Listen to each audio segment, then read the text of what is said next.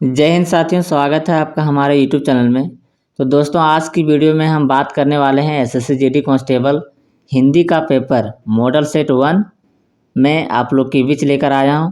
अगर दोस्तों आपने एसएससी जीडी का फॉर्म फिलअप कर लिया है तो आप वास्तविकता के साथ जागिए और पढ़ाई स्टार्ट कीजिए। तो ये हिंदी का पेपर है एग्ज़ाम पैटर्न पर आधारित। इस बार हिंदी में अगर आप चाहते हैं कि 20 में 20 आएगा तो आपको अभी से जागना पड़ेगा, फॉर्म भरने से नहीं होगा। पढ़ाई स्टार्ट कीजिए। तो चलिए बिना किसी देरी के वीडियो को शुरू करते हैं और इस हिंदी के पेपर का मॉडल सेट देखते हैं कैसा कैसा क्वेश्चन है। तो चलिए वीडियो को शुरू कर लेते हैं। तो दोस्तों, मैंने आपके लिए सभी क्वेश्चन सेलेक्टेड और इम्पोर्टेंट लिए हैं जो प्रीवियस ईयर में पूछा गया था। तो चलिए पहले क्वेश्चन की ओर देखते हैं। ये रहा पहला क्वेश्चन आपके बीच। वाक्य में सेंटेंस में रेखांकित अंश का उचित मुहावरा दिए गए विकल्पों में चुनिए। ये है इसका, ये वाक्य है, सेंटेंस है। ना माया मिली ना राम, वह कहीं का नहीं रहा। इसमें रेखांकित शब्द कौन सा है? देखिए, ये मेरी तरफ से मिस्टेक है दोस्तों। इसमें जो रेखांकित शब्द है कहीं का नहीं रहा, ये इसका है रेखांकित शब्द, कहीं का नहीं रहा। तो इसका क्या होगा? इसमें उचित आपको शब्द चुनना है। इसमें क्या बैठेगा? यहाँ पर इसका मुहावरा बताना है। कहीं का नहीं रहा, इसका मुहावरा क्या होगा? ना माया मिली ना राम मिला, तो कहीं का नहीं रहा, इसका मुहावरा बताना है। तो इसका मुहावरा क्या होगा दोस्तों, बताइए। तो इसका होगा ऑप्शन नंबर 1। देखिए, ऑप्शन नंबर 1 इसका आंसर है। ऑप्शन नंबर 1 इसका आंसर है। इसमें क्या होगा? घर का ना घाट का। इसका आंसर है घर का ना घाट का।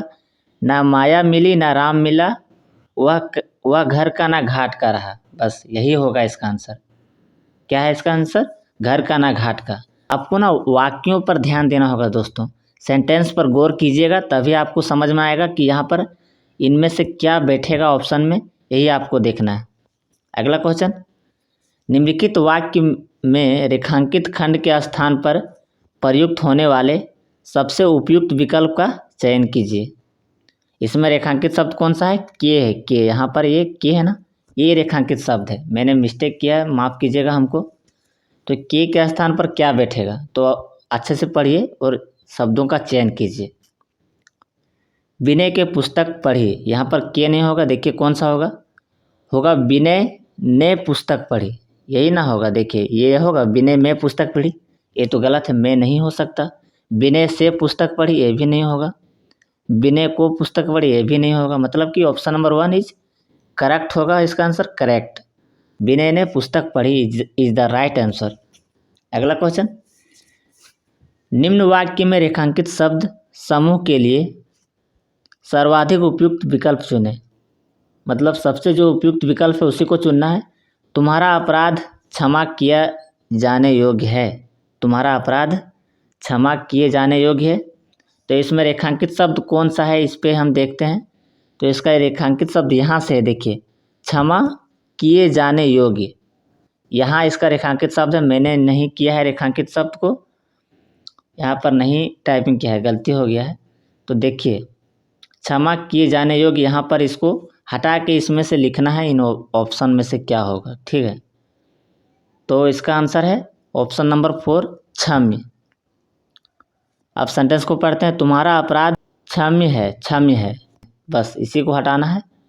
क्षमा करने योग्य को हटाना है और क्षम्य यहाँ बैठेगा। अगला क्वेश्चन, यथासंभव के लिए कौन सा वाक्यांश उपयुक्त होगा? यथासंभव जो ये शब्द है, इसके लिए कौन सा यहाँ सेंटेंस बैठेगा? तो बताइए इसका क्या होगा? यथासंभव का क्या होता है? यथासंभव का होता है जहाँ तक हो सके। इसका मतलब क्या होता है? जहाँ तक हो सके। यथासंभव नहीं बोलते, जहाँ तक हो सके वहाँ तक मैं करूँगा। अगला क्वेश्चन, समझ बूझकर काम करना चाहिए। यहाँ पर समझ बूझकर, यहाँ रेखांकित शब्द यहाँ पर है। यहाँ पर एक रेखा है, इसको हटा के यहाँ पर इनमें से कौन सा क्रिया होगा ये आप लोग को बताना है। समझ बूझकर काम करना चाहिए, तो इसमें कौन सा क्रिया है? समझ बूझकर, एक क्रिया का नाम आप लोग को बताना है। तो ये है पुनरुक्त क्रिया। कौन है? पुनरुक्त क्रिया। समझ बूझकर कौन सा क्रिया है? पुनरुक्त क्रिया है।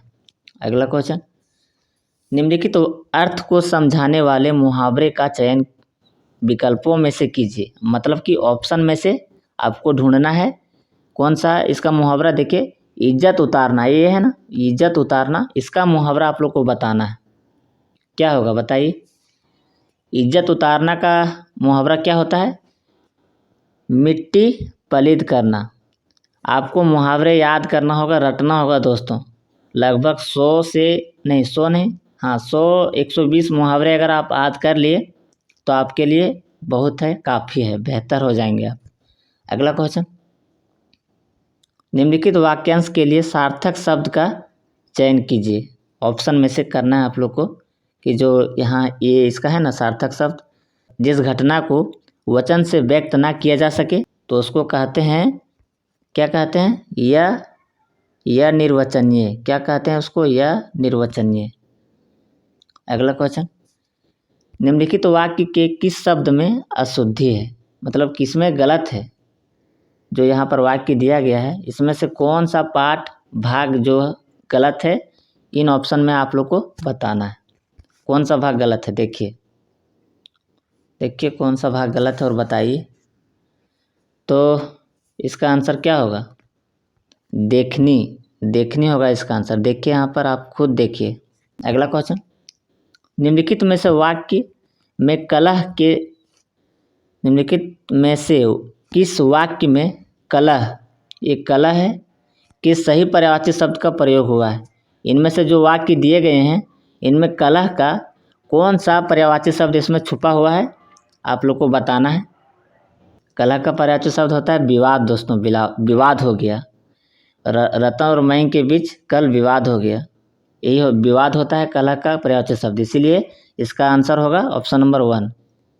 अगला क्वेश्चन, ये क्वेश्चन नंबर 10 है। निम्नलिखित विकल्पों में से जो उचित समय पर ना हो, जो उचित समय पर ना हो उसके लिए क्या शब्द होगा? जो उचित समय पर ना हो उसे क्या कहते हैं? मतलब कि जिस समय ज़रूरत होता है उस समय कोई व्यक्ति नहीं रहता है हमारे पास, उसे क्या कहते हैं? यही इसका एग्जाम्पल है। देखिए क्या होगा। जो उचित समय पर ना हो उसे कहते हैं या सामयिक, या सामयिक। ठीक है। अगला क्वेश्चन, निम्नलिखित में से किस वाक्य में अग्रज के सही विलोम शब्द का उपयोग हुआ है? अग्रज का विलोम शब्द क्या होता है बताइए। ये पिछले वीडियो में आप लोग को मैं बताया था कि अग्रज का विलोम शब्द क्या होता है। तो अग्रज का विलोम शब्द होता है दोस्तों अनुज। क्या होता है? अनुज। तो इसमें अनुज ऑप्शन नंबर 4 में यूज हुआ है। मोहन मेरा अनुज है, तो इसका आंसर है option number 4 is the correct answer. अगला क्वेश्चन, दिए गए शब्दों में से उचित शब्द से वाक्य पूर्ण करें। आपको सेंटेंस को पूरा करना है। यहाँ पर देखिए ये सेंटेंस है, महानगरों में कई जगह कूड़े के खाली स्थान यहाँ पर है दिखाई देते हैं। महानगरों में, महानगरों जिसे कहते हैं हम, शहर सिटी कहते हैं, वहाँ पर कई जगह कूड़े के क्या दिखाई देते हैं? ये रिक्त स्थान यहाँ पर भरना है। बताइए क्या दिखाई देते हैं, इन ऑप्शनों में आप लोग को बताना है। तो क्या दिखाई देते हैं? अंबार दिखाई देते हैं दोस्तों। क्या दिखाई देते हैं? अंबार, अंबार दिखाई देते हैं। अगला क्वेश्चन, निम्नलिखित में से किस वाक्य में तुलनात्मक विशेषण की उत्तमावस्था के अशुद्ध रूप का उपयोग हुआ है? मतलब विशेषण का, तुलनात्मक जो विशेषण का एक भाग है इसमें उत्तमावस्था के अशुद्ध रूप का उपयोग हुआ है। मतलब कि एक गलत रूप का चयन किया गया है। इसमें कौन सा ऑप्शन है? तो इसका आंसर है, क्या है इसका आंसर? उसका स्वभाव कोमल रतम है। आपको विशेषण को पढ़ना पड़ेगा दोस्तों, तभी आपसे ये क्वेश्चन बनेगा। तो आपको विशेषण पर ध्यान देना होगा। कितने विशेषण के प्रकार हैं, क्या क्या हैं, आपको सब पढ़ना पड़ेगा, तभी आप समझ पाएंगे। इसमें इसका ऑप्शन नंबर 3 इसीलिए होगा क्योंकि यहाँ पर स्वभाव है। स्वभाव एक तुलनात्मक विशेषण का एक रूप नहीं है। अगला क्वेश्चन, निम्न में से शुद्ध वाक्य का चयन कीजिए। इसमें से आपको सही सेंटेंस का चयन करना है सही वाक्य का चयन करना है। तो क्या होगा देखिए, सबको पढ़िए यहाँ से। यहाँ की हवा पानी बहुत ख़राब है, क्या ये सही है? खुदा की कसम गजब हो गई, क्या ये भी सही है? इस लड़की की चाल ठीक नहीं है, उन लोगों की मनोवृत्ति ठीक नहीं लगती, इसमें से कौन सा है? तो इसमें से हमको ऑप्शन नंबर 4 सही लग रहा है, उन लोगों की मनोवृत्ति ठीक नहीं लगती, ये सही हमको लग रहा है। अगला क्वेश्चन, निम्नलिखित वाक्य में रेखांकित शब्द का दिए गए विकल्पों में से कौन सा शब्द पर्यायवाची नहीं है? तो कौन सा होगा? इसमें जो दिया है इसका रेखांकित शब्द ये है, लोहे। लोहे का पर्यायवाची शब्द क्या होता है? तो लोहे का पर्यायवाची शब्द आप लोग जानते होंगे, लाह होता है। लाह क्या होता है? लाह। Option number 1 is correct answer. अगला क्वेश्चन, अब आ जाते हैं इसमें पैसेज पर। कंप्रीहेंशन आ गया है, पैसेज जिससे कहते हैं। इस गद्यांश को आपको पढ़ना है और इसमें जो जो दिए गए हैं इसको भरना है। 1 पे क्या होगा, 2 पे क्या होगा, 3 पे क्या होगा, 4 और 5 पर क्या होगा, ठीक है। तो यहाँ फिलहाल आपको रिक्त स्थान 1 की पूर्ति करना है। तो चलिए इसको पूरा करते हैं, पढ़ते हैं। यहाँ से पढ़ते हैं, यहाँ से पढ़ते देखिए, मानव सभ्यता वनों में पलकर, अब इनमें से क्या होगा देखिए, छाटिए। वो मानव सभ्यता वनों में पलकर क्या होगा? वनों में पलकर विकसित होते हैं। क्या होते हैं? विकसित हुई है। मानव सभ्यता वनों में पलकर विकसित हुई है, इसका आंसर है। अगला क्वेश्चन, अब इसको आपको रिक्त स्थान 2 को भरना है, यहाँ पर भरना है। तो यहाँ से पढ़िए, यादी मानव से पढ़ते, ठीक है। यादी मानव का जन्म वहीं हुआ तथा वहाँ के वृक्षों के फल, ऑप्शन नंबर 2 खाली स्थान ही बड़ा हुआ है। आदि मानव का जन्म वही हुआ तथा वहाँ के वृक्षों के फल खाकर ही वह बड़ा हुआ। मतलब कि फलों को खाकर ही वह बड़ा होते हैं ना आदि मानव। फलों को नुकसान कर वो बड़ा नहीं होगा, क्योंकि उसको अपना पेट भरना है ना दोस्तों। तोड़ कर नहीं होगा ना देख कर होगा। तो इसका ऑप्शन है नंबर 3 करेक्ट आंसर है। अगला क्वेश्चन, यहाँ पर देखिए, यहाँ से पढ़िए। भारतीय रिक्त स्थान के अधिकांश महान ग्रंथ कृषि मुनियों द्वारा, इनमें क्या होगा देखिए, भारतीय, इसको यहाँ पर भरना है आप लोग। यहाँ पर भरना है भारतीय क्या होगा इसका? भारतीय संस्कृति, यहाँ संस्कृति होगा। भारतीय संस्कृति के अधिकांश महान ग्रंथ ऋषि मुनियों द्वारा। भारतीय संरक्षण नहीं होगा इसका, ना देख रेख होगा, ना परिवार होगा, भारतीय संस्कृति होगा। ये उचित शब्द है इसका, भारतीय संस्कृति करेक्ट आंसर हो गया इसका। अगला क्वेश्चन, तो यहाँ से पढ़िए, ऋषि मुनियों द्वारा क्या ही रचे गए हैं। रिक्त स्थान यहाँ पर क्या होगा? ही रचे गए हैं। तो क्या होगा इसका? ऋषि मुनियों द्वारा क्या होता है? ऋषि मुनियों द्वारा क्या यूज किया जाता है? तपोवन होता है। तपोवन क्या होता है? तपोवन।